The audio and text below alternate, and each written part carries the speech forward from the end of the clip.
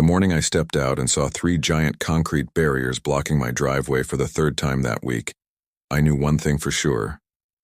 This was no longer about HOA rules. This was war. The cold December air bit into my skin, and steam rose from the coffee I had dropped onto the frozen pavement. Across the street, I could almost feel Delilah Thornberry's smug grin from behind her lace curtains. She thought she'd cornered me. She had no idea who she was messing with. I'm Marcus Rivera, 52, retired Army logistics specialist. 20 years of moving tanks across war zones teaches you 2 things: patience and precision. After my divorce, I moved to Willowbrook Estates in Denver, hoping for peace and a fresh start. My IT consulting business was finally taking off. I'd bought this corner house for one specific reason: a circular driveway perfect for clients to pull in and out without blocking the road. No traffic, no problem. Until Delilah appeared. Delilah Thornberry, the self-proclaimed queen of the neighborhood, was the kind of woman who believed every rule existed to serve her. She was 48, all sharp smiles and sharper heels, with a white Mercedes that gleamed like her teeth. As HOA president, she treated the community like her personal fiefdom. My first encounter with her came on a Tuesday morning in October. I was loading a router into my F-150 when she appeared, clipboard in hand. No hello, no courtesy. Just authority dripping from her perfume. "You need to move that commercial vehicle," she declared. I stared at her. "Ma'am, that's my truck." "For personal use?" she asked, clicking her gold pen. "I've been documenting the number of visitors here. Too many cars, too much noise. This isn't a business zone." It wasn't about cars. It was about control. 3 days later, a violation letter arrived demanding $150 for commercial activity and threatening $500 daily fines. The paper smelled like power and arrogance. I spent the weekend combing through every covenant, city code, and HOA document I could find. She had based her accusation on a vague clause that could ban pizza delivery if she wanted it to. That was her weapon: ambiguity and intimidation, so I paid the fine. Then I planned my counterattack. I installed cameras, 4 HD units with night vision covering every inch of my property. If she wanted to play games, I'd document every move. And within 2 weeks, I caught her. Trespassing. The footage showed her at midnight wrapped in a coat, measuring my driveway with surveyor's tape. Her white Mercedes parked 3 houses down. The audacity made my hands shake with anger. She was building a case, or what she thought was one. I made sure to back up the footage twice, once on a cloud drive, once on a hard disk labeled "War Evidence." The next morning, when she came strutting back with that fake polite smile, I was ready. "Marcus," she began, "your driveway continues to attract inappropriate traffic." I smiled. "Funny you mentioned driveways. I didn't know midnight surveying was part of community maintenance." For a second, her face cracked. Pure panic before she forced that Stepford smile back into place. "Routine inspection," she said. "Sure." I quoted HOA law to her, actual statute numbers word for word. I'd studied for days. "You can't enforce rules that aren't explicitly written," I said. "That's not interpretation. That's dictatorship." Her voice hardened. "Emergency board meeting, Thursday night. Be there." The so-called meeting looked like a courtroom run by clowns. 5 board members sat at a folding table, staring at PowerPoint slides of my truck as if it were a war crime. Delilah spoke like a prosecutor, listing my violations, the kind of language you'd reserve for organized crime, not Wi-Fi installations. When it was my turn, I pulled out highlighted copies of the HOA bylaws. My truck weighed 6,200 pounds. The limit for commercial vehicles was 10,000. I was clean. Then I pointed out that the meeting itself was illegal. HOA law required 72 hours written notice to homeowners. She'd emailed it the night before. Her jaw tightened. That's when someone in the back spoke. An older man with silver hair and a calm, lawyerly tone. "He's right," he said. "This meeting violates multiple statutes." That was Frank Kowalski, 70 retired attorney, and, as I'd soon learn, my greatest ally. The meeting dissolved into chaos. But I saw it then, the hatred burning in Delilah's eyes. She wasn't beaten. She was plotting. A week later, at 6 in the morning, I stepped outside to find my driveway empty. My truck, gone. A bright orange sticker slapped on my garage read, "Illegally parked vehicle removed per HOA authority." I felt the same hollow pit in my stomach I'd felt the day I came home from Afghanistan, the mix of disbelief and rage. Frank showed up within 20 minutes. "They can't tow without notice," and he said flatly, "That's predatory towing." At the impound lot, I paid $350 cash to release my own truck. Money meant for groceries. Frank took photos, every angle, every receipt. I wasn't angry anymore, I was focused. That night, Mrs. Patterson from across the street brought me a casserole. "What she's done to you," she said softly. "She's done to others." She told me about the Kellys, forced to tear down their kids' swing set. The Garcias fined for growing vegetables. The Johnsons punished for a dog run. Delilah wasn't enforcing order. She was waging psychological warfare against anyone who didn't fit her perfect suburban fantasy. That night, as I stared at my truck and ate cold casserole, I made a promise. I would end her reign, and I would do it by the book. The morning after the illegal tow, the neighborhood felt different. The quiet streets of Willowbrook no longer looked peaceful. They looked occupied. Every house seemed to hide a story, every manicured lawn a secret bruise. And the queen who ruled this suburb with an iron clipboard wasn't some misunderstood bureaucrat. She was a tyrant in heels. For the next few days, I watched Delilah's white Mercedes prowl the streets like a shark scenting blood. My cameras caught her taking pictures of my house from every angle, crouching behind shrubs, scribbling notes. She wasn't enforcing rules anymore. She was escalating. And that's when I realized she wasn't just targeting me. She was running a campaign of control against the entire neighborhood. Frank and I began gathering intel like soldiers before a siege. He handled the law, I handled surveillance. Eleanor Patterson, the elderly widow who'd brought me casserole, became our neighborhood messenger. By the end of that week, we discovered half the residents had been fined, bullied, or humiliated in one way or another. The Kellys' swing set, the Garcias' vegetable garden, the Henderson boys' basketball hoop, all destroyed under her so-called aesthetic harmony rules. It wasn't about the community, it was about obedience. One night, as Frank and I sifted through documents on my kitchen table, surrounded by coffee mugs and highlighted HOA bylaws, he looked up and said, "You know what this is, Marcus? It's organized harassment, legal terrorism with a smile." His tone was calm, but his eyes were sharp with anger. I nodded. "Then we fight it like soldiers. Intelligence first, retaliation second." It started with the towing incident. Frank filed a complaint under Colorado's predatory towing laws, citing lack of notice, improper authorization, and financial damages. But we wanted more than payback for $350. We wanted to dismantle her entire operation. So I dug into property records, HOA financial statements, and tax filings, public information she never imagined anyone would look at. At 2:17 a.m., one sleepless night, I struck gold. County assessor records showed Delilah Thornberry owed $8,400 in unpaid HOA assessments, the same fees she'd been threatening everyone else with.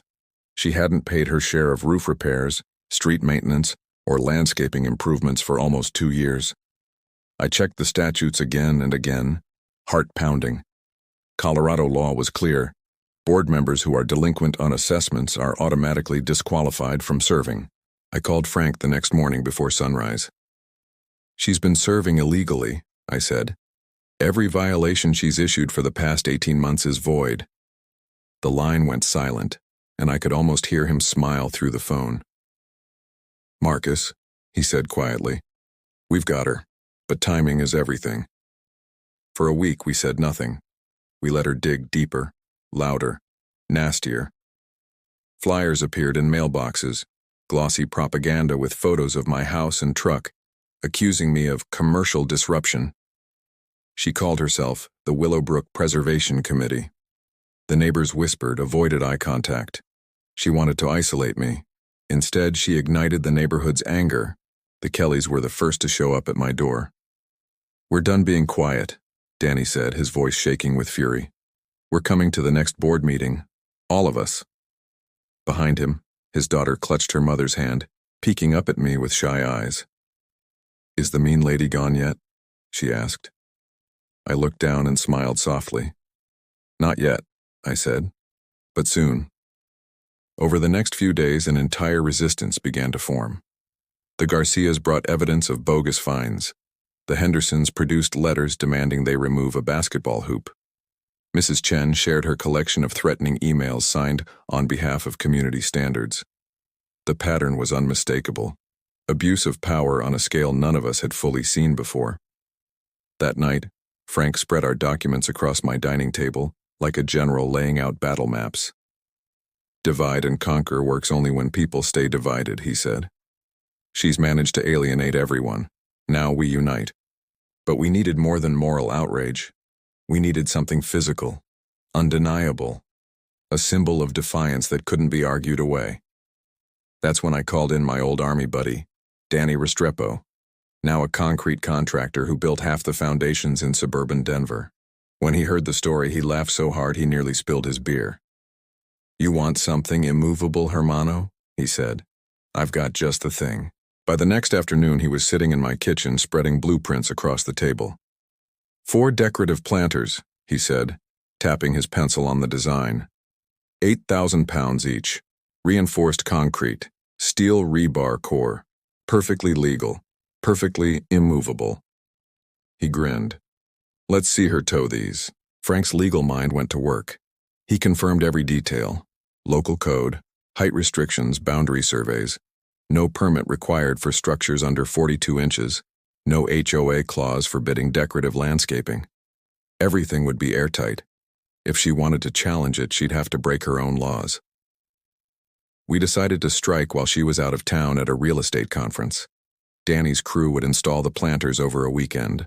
4 massive, beautiful monoliths lining my driveway, disguised as landscaping.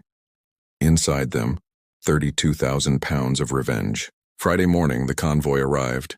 Concrete trucks, mixers, and rebar frames gleaming in the winter light. The sound of those diesel engines rolling through Willowbrook was like a drumbeat of justice. Neighbors peeked out from behind curtains, whispering. Danny and his crew worked with military precision, pouring, smoothing, anchoring. By Sunday night, the planters stood complete. 4 massive sentinels filled with soil and evergreen shrubs, ringed with soft landscape lighting. When the concrete cured, it wasn't just art. It was armor. My driveway had become a fortress. I stood there that night, hands in my pockets, staring at those stone giants glowing under the porch light. They looked beautiful, serene, and absolutely immovable. The war wasn't over, but I could feel the balance shift. On Monday morning at precisely 7:23 a.m., her white Mercedes came screaming down the street. My cameras caught everything. The screech of tires, her stunned expression as she saw the planters. She stopped in the middle of the road, jaw tight, knuckles white on the steering wheel. She spent 3 minutes staring before storming out, phone in hand, pacing, shouting into the receiver. I didn't need to hear the words. I knew exactly what she was saying. Get it removed. But this time there would be no removing anything. No fines, no threats. The planters were legal, permanent, and indestructible. That night, Frank reviewed the footage and smiled. "You know," he said, sipping his coffee, "this isn't just landscaping. It's justice poured in concrete." Outside, the planters gleamed beneath the snowlight. 4 unyielding monuments to patience, preparation, and poetic revenge. And though she didn't know it yet, those blocks weren't the only immovable objects in her path. Her empire of lies was about to hit something she couldn't move. The truth. The morning Delilah came back from her trip, the air itself seemed to tense. Her white Mercedes screeched to a halt in front of my driveway, and for the first time I saw the cracks in her perfect composure. She got out, pacing in furious circles, phone glued to her ear, screaming at someone about illegal construction. I watched from my porch, calm and quiet, as she took photos of the 4 massive concrete planters lined across my driveway. Each one 8,000 pounds of quiet rebellion. Within an hour, a city inspector arrived. She followed him like a prosecutor leading a witness, gesturing wildly while he measured and noted. I could tell the moment the verdict landed. The inspector handed her the clipboard, shook his head, and left. Legal. Every inch of it. Her face turned white with rage. For once, she couldn't bend the rules, couldn't threaten or twist them. The law had built the walls she couldn't climb. By noon, she was handing out glossy flyers to every house in the neighborhood. The headline screamed, "Hazardous structures endangering Willowbrook's safety." She called my landscaping a threat to property values. But this time, nobody bought it. The Garcias laughed. The Kellys refused to take a copy. Mrs. Patterson tore hers in half right on the porch. Even the kids whispered and giggled as she stomped away. Her power, once absolute, was dissolving like frost in sunlight. That evening, Frank called. "She's done," he said simply. "The firm she hired just found out she's been serving illegally. 18 months delinquent on HOA fees. Everything she's done is void." I didn't even speak. I just stared at the planters glowing under the nightlights. The symbols of every line she'd crossed, now turned into her undoing. Saturday brought the neighborhood barbecue, a quiet celebration of freedom. The smell of grilled burgers filled the air. Kids ran laughing between lawns, and for once Willowbrook felt like a community again. Then, like a ghost who didn't know she was dead, Delilah appeared. Her makeup was smudged, her hair frazzled, and she carried papers like a drowning woman clinging to debris. "You're all violating community standards," she shouted, waving documents in the air. "These planters are illegal. You're destroying everything I built." Nobody moved. Nobody argued. Frank stepped forward, calm as always, holding a folder of his own. "Delilah," he said, voice level and clear, "you have no authority here. You've been legally disqualified from the board for over a year. You owe over $8,000 in unpaid assessments." He handed her the proof, stamped, sealed, undeniable. The silence that followed was deafening. Then someone clapped. Then another. Within seconds, the entire crowd was applauding. Not for me, not for Frank, but for the end of fear. Delilah's eyes darted around, desperate, disbelieving. "You can't do this to me," she hissed. But we already had. The official meeting the next week was the final nail. Over 80 residents packed the community hall, and the local news crew filmed every second. Delilah tried one last defense, slides, speeches, accusations, but her voice trembled. When Frank read the statute on record confirming her illegal status, the room erupted in cheers. The vote to remove her was unanimous. The Queen had fallen. By the next morning, her Mercedes was gone. Moving trucks idled in front of her mansion. No one waved goodbye. The street was quiet, peaceful, free, and as her taillights disappeared, the whole neighborhood seemed to exhale for the first time in years. A month later, Mrs. Patterson became the new HOA president. Fines turned into conversations, and laughter replaced fear. The Kellys rebuilt their swing set, the Garcias planted more tomatoes, and the children of Willowbrook played under open skies. As for me, I placed a plaque under those 4 planters, the same ones that started it all. It reads, "Justice stands strongest when it's set in stone." At night, the lights glow over those words, casting long, proud shadows across the driveway. And every time I see them, I'm reminded of the lesson Delilah Thornberry taught me, that power built on fear always collapses, but patience, truth, and concrete, they last forever.